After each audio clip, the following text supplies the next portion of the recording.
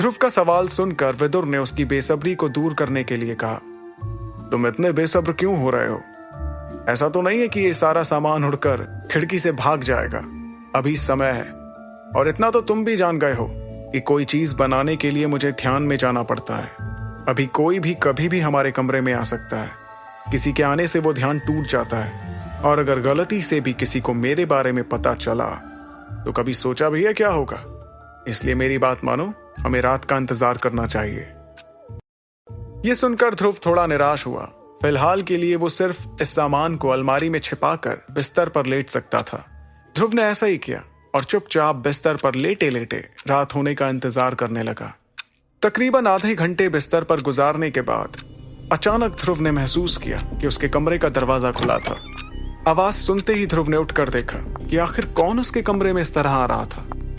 तभी उसे दो लंबी टांगे दिखी, जिससे ध्रुव समझ गया कि ये कोई और नहीं बल्कि सनी की बहन सानवी थी। सानवी ने ध्रुव को आराम फरमाते देख उससे कहा, शिरोमणि जी, आपका खाना खुद चलकर यहां नहीं आएगा। चलकर चुपचाप अपना खाना खा लो। तुम्हारा दिमाग ठीक है कि नहीं? और तुम्हारी तमीज कहां गई? या फिर तुम्हें पता ही नहीं कि दूसरों के कमरे में घुसने से पहले कमरे का दरवाजा खटखटाया जाता है? बड़ी आई अकेडमी वाली। ये पहली बार था जब सानवी ने ध्रुव को खुद पर ऐसे चिल्लाते हुए सुना था।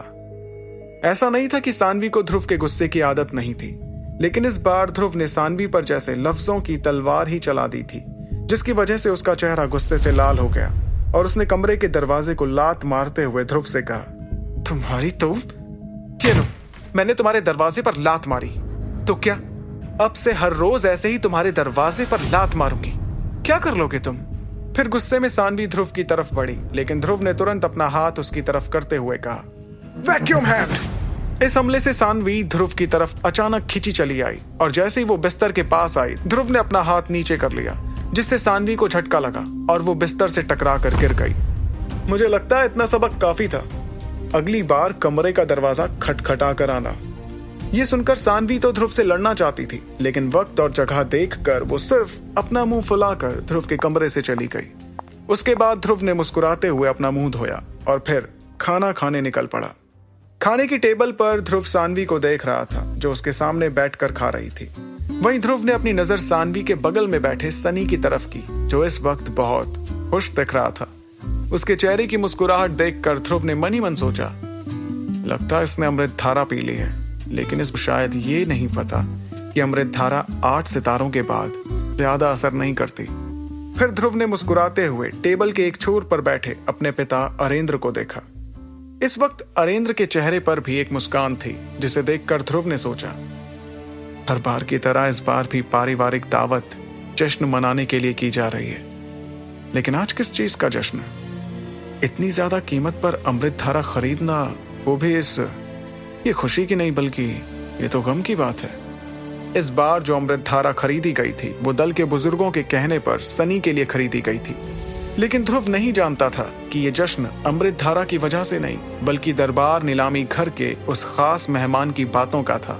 खाना खत्म होने के बाद पूरा परिवार एक दूसरे से गले मिला और फिर सब अपने अपने घरों के लिए रवाना हुए।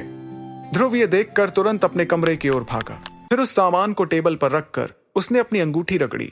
अंगूठी रगड़ने पर एक चिंगारी सी निकली और विदुर उसमें से बाहर आकर ध्रुव के सामने खड़े हो गए।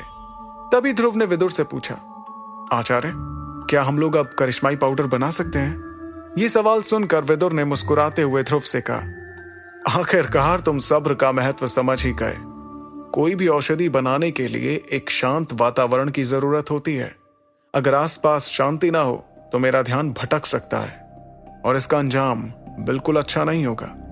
फिलहाल तो इसका असर तुम्हें समझ नहीं आएगा, लेकिन वक्त के साथ साथ तुम्हारी जिंदगी तेजी से घटती जाएगी। इसलिए ध्यान रखना, औषधि बनाते समय आसपास शांति होनी चाहिए, चाहे किसी भी कीमत पर। यह कहते हुए विदुर ने टेबल पर रखे सामान को एक बार फिर गौर से देखा। उनकी बात सुनकर ध्रुव समझ गया था कि उसे क्या करना है, इसलिए उसने हामी भरते हुए अपना सिर हिलाया। ये देखकर कि ध्रुव उनकी बात को समझ रहा था, विदुर ने करिश्माई पाउडर बनाने की प्रक्रिया शुरू की। उन्होंने अपने दोनों हाथों को रगड़ा, जिससे उनके हाथों पर एक सफेद रोशनी दिखाई दी। फिर उस रोशनी को काबू में लाते हुए विदुर ने ध्रुव की तरफ देखा, जो इस रोशनी को देखकर हैरान दिख रहा था। ये देखकर विदुर ने मुस्कुराते हुए उसे बताया, ध्यान रखना, एक हकीम कितना अव्वल दर्जे का है, ये तुम्हें उसके हाथ से निकलती रोशनी के रंग से पता चल जाएगा। आगे की कहानी जानने के लिए देखिए अगला एपिसोड सिर्फ पॉकेट एफएम के यूट्यूब चैनल पर। और सुपर योद्धा के सारे एपिसोड्स को सुनने के लिए डिस्क्रिप्शन में दी लिंक से डाउनलोड करें पॉकेट एफएम ऐप।